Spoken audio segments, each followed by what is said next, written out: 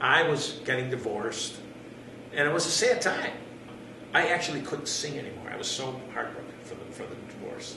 So I sat out for 2 or 3 years, didn't do anything. Didn't even pick up my guitar. So you were just on hiatus. I was dad, raising my kids, playing laser tag on weekends, going to Girl Scout meetings, and that was it. So it's a complete separation. Complete separation. And one day my drummer friend, Mike Arturi, calls me up. So how are you doing? I said, I'm good. He goes, are you good? I said, yeah, I mean, I'm making money. I had a real nice girlfriend at the time. I said, there's something missing, and I can't put my finger on it, and I don't know what it is. And he goes, I know what it is. You need to get back singing and playing that guitar. That's what's missing in your life. I said, well, I don't think that's it, but So I leave. We give the old Sopranos hug, and we leave. 3 days later, I call Mike. I said, hey, putting the band back together. He starts laughing. I knew it. All I had to do was mention it. So we put a band called Jade back together again. Let's call him Joe Cantafio and Jade, like it was Joe Cantafio and Jade 50s. And then fans started showing up, like, with their kids and grandkids, who used to come out by themselves when they were dating. And, where are we, in the 90s now? We're in the 90s. Okay. The mid-90s, we still have a band, Jade, but we're weekend warriors. And Swingtown is a great song to open with when you can't get a sound check. Now think about it. It starts with the drums. So we would just look out at the sound deck while the drummer's playing, and our sound man is mixing everything up, and he goes, boom. And then it's the bass player. Okay, play. And he goes, doom, doom, doom. And he would just keep playing. Just to get the sound man would give us a thumbs up. So that's how. So that's pretty smart. We didn't have time. A lot of the headliners didn't want us taking up time on sound check. Yeah. So we did our sound check live. Then the next thing is the piano. Down, down, down. Sure. Yeah, got it. Then the guitar. Then Frankie. And then we're ready to go. Oh. Thank God for Steve Miller. Thank God for Steve Miller. Yeah. Now we get into like 2000, 2001. And those planes crashed into that building. Those two buildings in New York. Yeah, 9/11. 9/11. And I was working at a firm. We were going to be coming public that December, which never happened because the investment business basically went to hell. Oh my God, you'd watch it on TV every day, and people holding up pictures. Please, if you see my husband or my brother or my boyfriend or my father, please call us. And you think, okay, they'll find them. And then by day 3, you realize they're not going to find anybody. They're all dead. Yeah. And I would sit there all day crying. I had lost 3 of my friends who I did trading with. That was a brutal time. I think everybody at that time could remember exactly where they were when that happened. Yeah. And it was so eerie. It was so eerie. I mean, the quiet in the skies. Yes. As they grounded all the planes. Oh, yeah. That was such an eerie, strange time. And sad time in our I history. was rehearsing, and I would find out, kind of going back to my childhood, that once I would sing and finish rehearsing for 2 hours, my heart wouldn't hurt anymore. Kind of like why we sing in church since the beginning of churches, is to kind of give you a release. And it was healing me. And so I thought, maybe this is what we'll do. So I created a show called Let Freedom Sing. What my show was I would show up in a bar or wherever I was playing, and I would put a microphone on one side and a microphone on the other, and I'd have mine in the middle. And I would say, these mics are for you, the audience.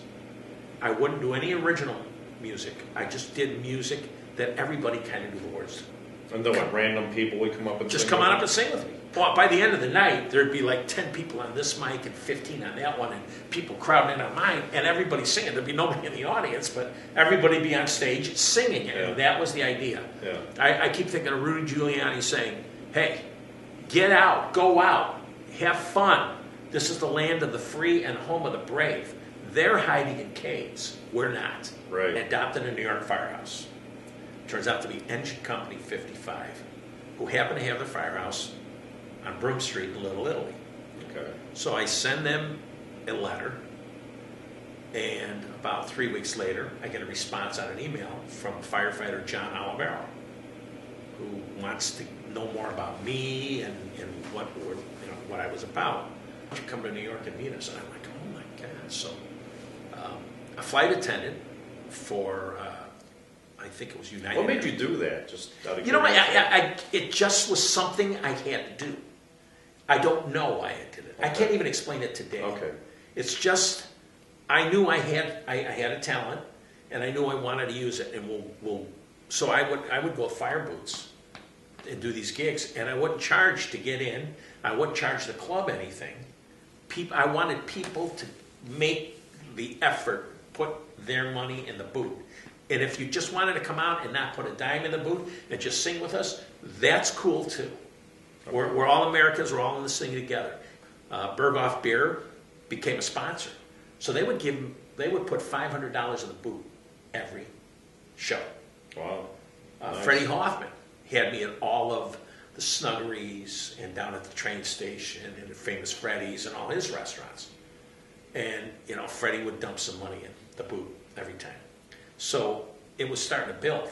So then I could afford plane tickets to fly all the New York firefighters in, and it turns out that's what we did. Oh, okay. We would bring them all in. And it was. I thought we could bring in 2 or 3 at a time. Sometimes we'd bring in 7. One time over 4th of July we had, I don't know, the number 17 I think came in with family members of lost firefighters. So, it was kind of expensive and food and all that stuff, but we'd sell shirts. We'd do everything we could. I had to buy shirts and then we'd sell So them. you brought them here, and what did you do? We would visit firehouses. Okay. And we would do concerts so everybody could meet the heroes of September 11th. And schools started booking. Yeah, it was just something. And you took this upon yourself to do? Yeah. I mean, it wasn't a group effort? This was just Well, you know what? My cousin Rich Arceri, who was a coach at Oak Park High, heard what I was doing, and he and his wife Sharon and would join us. And so we had a team together. And Roy Hervis and his sweetheart of a wife. And Rick Calumet, who just retired as fire chief at Carroll Stream. And so here we got all these people helping us. And that's what it was. And all for one and one for all. And we would do these shows. All right, where's the next show? And I would get up there and sing, and they would sell shirts, and they would print shirts. That's fantastic. It was incredible. That is fantastic. And it was 1 year. Again, 1 year of my life. Wow. A huge act of selflessness. Really. You know what? I don't look at it that way. I just look at it, hey, I can play the guitar and sing. Let's see what we can do with this.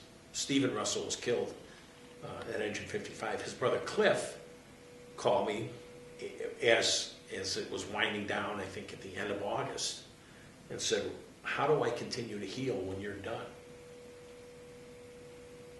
And I think that was one of the first times I realized, wow, they're healing too through the Freedom Sing.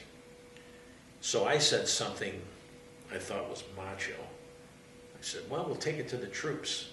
Ed, I swear, I never thought that would happen. I thought it was a cool thing to say. Mm-hmm. Well, I didn't know Cliff Russell that well, so he gets on the phone to the Pentagon.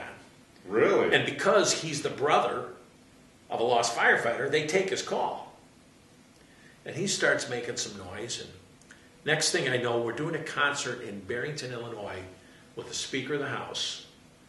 And after the fundraiser's over, he calls me up and said, this is Joe Cantafio, Let Freedom Sing, and I brought Cliff Russell and John Olivero with me to this Barrington house. And this is the firefighter, and this is the brother of a lost firefighter. And everybody, crying and all that. And he said, I want a picture, and this is going to stay on my desk in Washington, blah, blah, blah.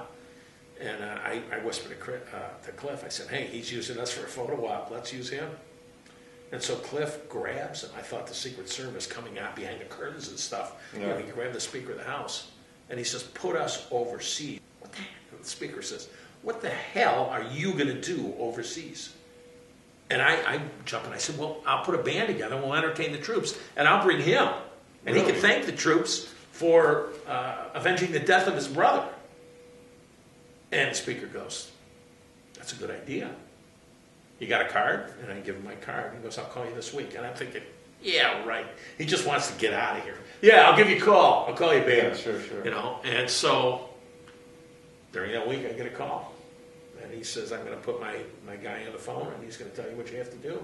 So I get on the phone with his aide, and he says, all right, it's a great idea. I'm going to send you some paperwork. Fill it out. I get a stack of paperwork this high. It took me a month to fill it out. Oh, my God. Background checks and everything. Oh, yeah. So, and I told him I had a band. I didn't have a band yet. I got a band again. Now, what'd you call yourself? We called ourselves the 101st Rock Division. Ah. We were going to call ourselves Jade, but I thought that sounded too wussy for these brave men and women. So when you were doing the traveling, did you travel on the military planes? Yeah. And you stayed in the barracks and Trucks and the whole Humvees deal? and stayed barracks, stayed in tents. Oh, in tents? Yeah. Once in a while, when we got to Kuwait, we stayed in hotels. The first time you went over, did you know what you were in for? No. But I knew it was going to be fun, and it was fun. The most impressive thing were the men and women that we met. I mean, I get choked up when I think about it. You know, some of them, right after we met them, didn't make it. And it moved me to thinking, people don't understand what these men and women are doing for us. Nobody gets it. This was 2004.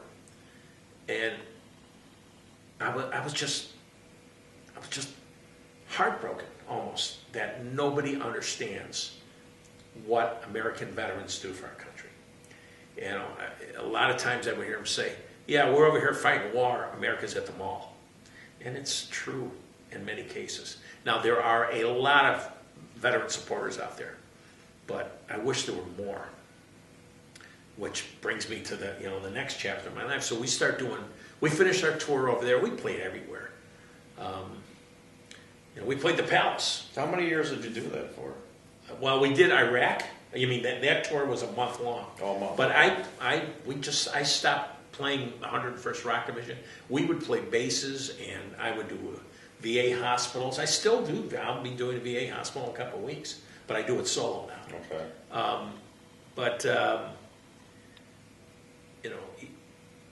I came home and I decided we have to do something for our veterans. And it needs to be a non-veteran. And I thought I could create something and then push it off on somebody else.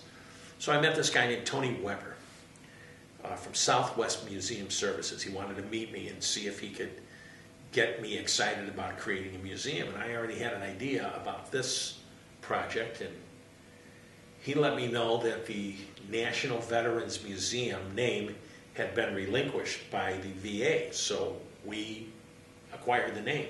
So I flew down to Houston, where he's from, and I took a week and I came up with my idea of what the National Veterans Museum campus would be. And when was this? This was 13 years ago. Oh, 13 years ago? Okay. General Conway, this big voice, says, well, I can't pass that offer up. I'll give you a couple dates. And so we came to town and met the team. And a couple days later, I'll never forget his words. He goes, all right, I'll sign what you want me to sign. I'll raise my right hand, whatever you want me to do. I'm your chairman. Nice. And to this day, we talk every week when we come out. In the meantime, I work on the project in my, quietly behind the scenes with about 250 other people. And nobody has gotten paid a penny. Everybody's doing this because it's the right thing to do, and it's going to be a phenomenal thing for our veterans. Well, Joe, Yes. you're an incredible human being. Thank you. Unbelievable. Thanks for coming to Mccrackins Corner. You've got to go on iTunes and buy this gentleman's music. You need to see him. Joe Cantafio, McCracken out!